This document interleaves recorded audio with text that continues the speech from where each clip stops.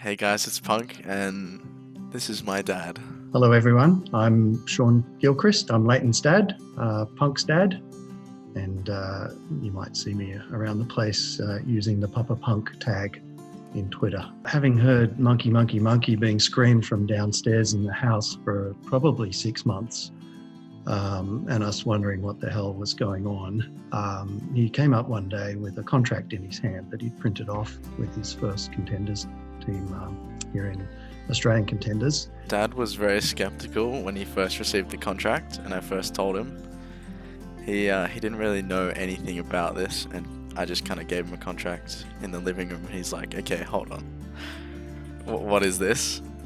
First of all, and so I had to explain it to him, and obviously the team's wanting me to sign it and to get going, but Dad had to take about a week to look at it at first. And that's when it all got a little serious, and it probably wasn't the signing of the contract that made it real. It was the, can I have a week off school to fly to Adelaide and do a boot camp for a week?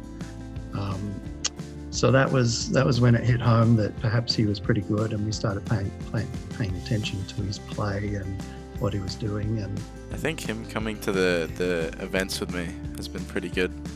Like, when I first told him that I wanted to go to the CSGO IEM tournament in Sydney, which was like the first big CSGO event in Australia that had occurred, and so I really wanted to go. But obviously I needed to get there and someone to pay for it and get me in and take care of me a bit. So that was pretty good, and that's when he first saw basically what it was and how big it was, so it was pretty useful as well. After that, we ended up on stage at a big arena in Melbourne, playing in the finals that year.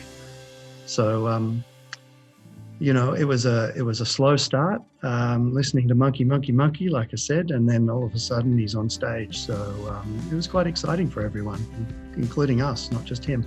I think he loves it now. I think it's just another sport that he can watch that he enjoys every weekend. So it's crazy because now I can walk into our living room and we have Overwatch League playing on the TV, which is something that I never would have thought.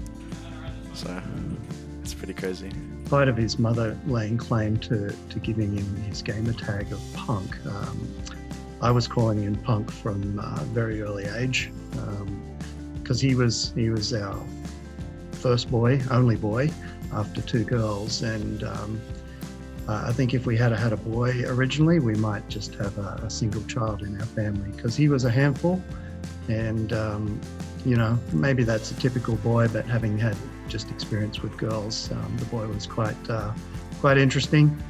As I said before, I think he was just sort of that middle of the road, in the middle of the pack kind of guy. Fitted in with lots of different friends at school, and did reasonably well at school. Nothing outstanding, nothing mediocre, just an all-round sort of off-tank kind of guy.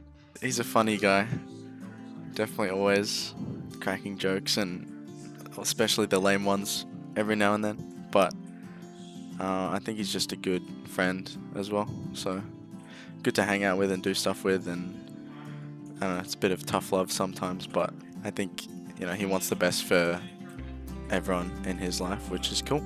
Well, he's been determined and persistent about this Overwatch path to pro for the last 3 or 4 years. Like most parents, you worry about that career path. But as you learn about it and get into it, it's just the entertainment industry as far as we're concerned, and that's a little bit different to where our other kids have gone with their initial steps into the workforce. So it's exciting for him, and his determination and, as I said, persistence to give it a go, even though it started to look a little shaky there when he didn't get picked up after the academy. I'm finally we're all glad that he's been able to make it, and so far 3 games he seems to be doing well. Yeah, I think he always wants the best for people around him, which is good, especially in our family. So he always pushes everyone to do better and go for gold and pretty much do the best they can. and he'll support that, which is really nice. There are little communities of parents out there of gamers, and certainly through the Australian Contenders scene, when we were travelling to various LAN events, we would meet these parents, because all of our children were underage or under 18, so they needed to be accompanied by the Blizzard rules or the team rules at the time. So met a lot of parents through watching the game. Most of the conversations start out with, do you know what the hell's going on? As we're sitting there watching these guys play. And we share notes and try and learn about the game ourselves. I mean, it's pretty cool because I can talk to him about what's going on and he'll pretty much understand it, which is like worlds colliding, I guess, because usually no one in the family or at home would know anything about Overwatch, but he's all over it. And so if I'm talking to someone or I'm talking to him about the Overwatch news that's come out, he'll understand, which is pretty cool. We're all very proud, not just as a father, but his sisters and his mum are as proud as I am of him finally making it and setting goals and achieving them. And you know, things have to fall into place. You've got to have a little bit of luck, but there's a lot of determination and I keep using the word persistence, and you know, those are all admirable qualities in any child, and you like to see it. You love to see it, and you know, in this case, it's targeted at a gaming or an entertainment industry. You know, who knows what happens 5 years, 10 years down the track. You know, most of these guys move on to do other things, and provided, you know, you see the same kind of persistence and determination in setting goals and then achieving them, then that's all you can ask for as a parent. Thanks for being my dad. You've helped me a lot, and it's definitely, you've done a good job. So happy American Father's Day, Dad.